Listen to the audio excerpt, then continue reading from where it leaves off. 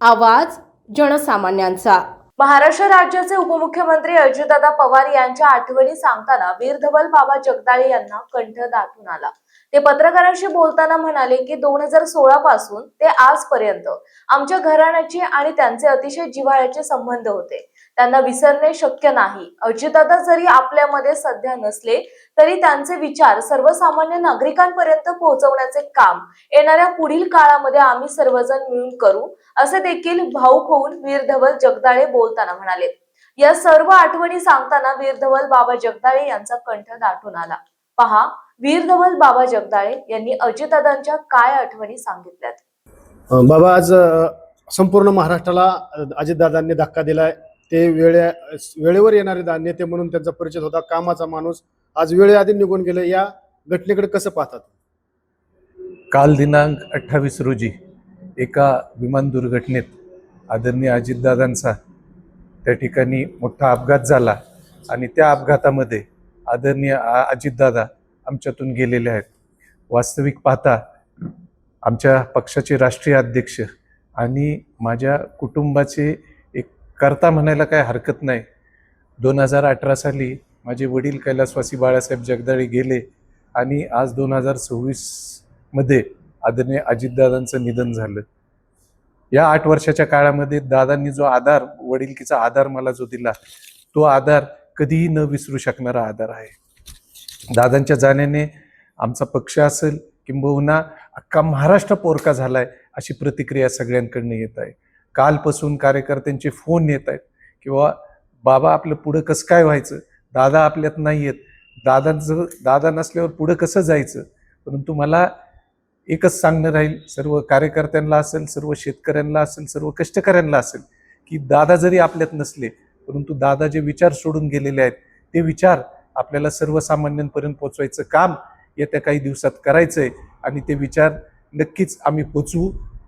वेळ जरी दादांनी त्या ठिकाणी वेळ पाळणार म्हणून व्यक्ती जसं दादांचं नाव होतं तसंच त्या वेळेआधीच दादा निघालेले आहेत, परंतु दादांचं घड्याळ हे कायम चालूच राहणार आहे असं मला या ठिकाणी सांगावंसं वाटतं। आणि त्यांचे विचार सर्वसामान्यांपर्यंत पोचल्यानंतर हीच खरी त्यांना श्रद्धांजली राहील असं मला या ठिकाणी सांगावंसं वाटतं। दादांचे आणि तुमचे संबंध कसे होते? आता दादांचे आणि माझे संबंध 2008-9 सालापासून आम्ही एकत्रित काम केलेलं आहे।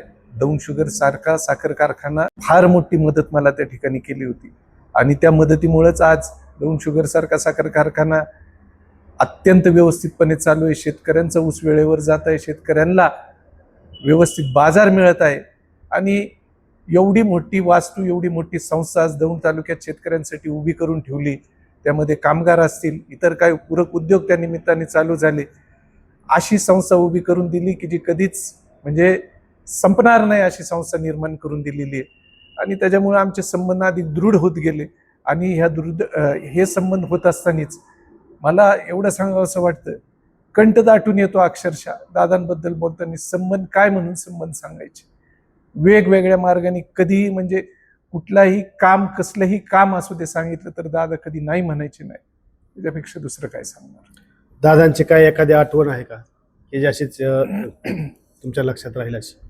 दादांच्या आठवणीच्या बाबतीत तर तशा तर खूप आठवणी आहेत। दादा नेहमी वेळेवर येणारे दादा, किंबहुना वेळेच्या आधी येणारे दादा, हा कायम त्यांचा नावलौकिक महाराष्ट्रात नाही तर देशभर होता। ज्या वेळेला दादांची आठवण एखादी वेळ सांगायला येते, मी आणि दादांनी खरं सांगू का, आता हा थोडासा एक तुम्ही म्हणाल हे आता अशा वेळेला काय सांगतायत, मी आणि दादांनी शोले पिक्चर बघितला होता। दौंड कारखान्यावर एक दिवस आले असताना टीव्ही लावला आणि शोले पिक्चर बघत बसला आणि त्या पिक्चरमधले एक एक डायलॉग अजून सुद्धा दादा रिपीट करायचे आणि परत मी सुद्धा रिपीट करायचं। अशा एक वेगळ्या प्रकारची मैत्री आमच्यात निर्माण झाली होती आणि ती मैत्री यापुढे नसणार याची खंत माझ्यासारख्याला कायम लागून राहणार आणि ह्या आठवणी अनेक तर आठवणी आहेत, कायम त्या आठवणीला उजाळा देत राहणार आहे यापुढे।